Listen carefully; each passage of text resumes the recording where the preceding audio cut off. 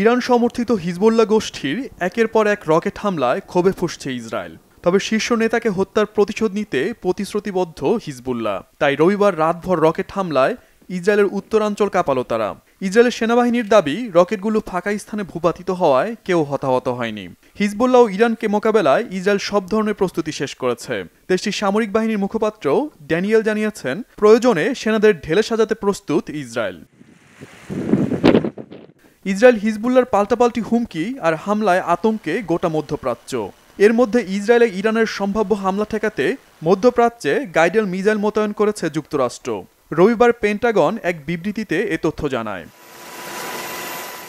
এদিকে ফিলিস্তিনের স্বাধীনতাকামী সংগঠন হামাস গাজায় যুদ্ধবিরতি বাস্তবায়নে নতুন করে আলোচনায় যেতে চায় না। বরং হামাস মনে করছে, গাজায় যুদ্ধবিরতি কার্যকরের প্রস্তাবটি মার্কিন প্রেসিডেন্ট জো বাইডেন অনুমোদন দিলে সব পক্ষ মেনে নেবে। এজন্য যুক্তরাষ্ট্র, কাতার ও মিশরকে একযোগে কাজ করার আহ্বান জানিয়েছে হামাস। অন্যদিকে গাজা দখলে উপত্যকাটির আশ্রয় শিবিরে একের পর এক হামলা চালাচ্ছে ইসরায়েলি সেনারা। নতুন করে নুসাইরাত শরণার্থী শিবির আর জায়ান্ডায় 4টি বাড়ি গুড়িয়ে দিয়েছে তারা। খান ইউনিসে হত্যা করেছে 3 ফিলিস্তিনিকে। জাতিসংঘ বলছে, খান ইউনিসে তৃতীয়বারের মতো ইসরায়েলি অভিযানে ৭৫,০০০-এর বেশি মানুষ বাস্তুচ্যুত হয়েছে। ১০,০০০-এর বেশি মানুষ খাদ্য, পানি ও আশ্রয়হীন হয়ে রাস্তার পাশে রাত কাটাচ্ছে।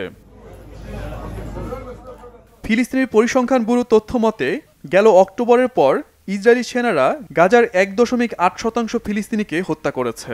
এর মধ্যে ৭৫% মানুষ ৩০ বছরের কম বয়সী। Shahid Arafat, Bangla vision news desk.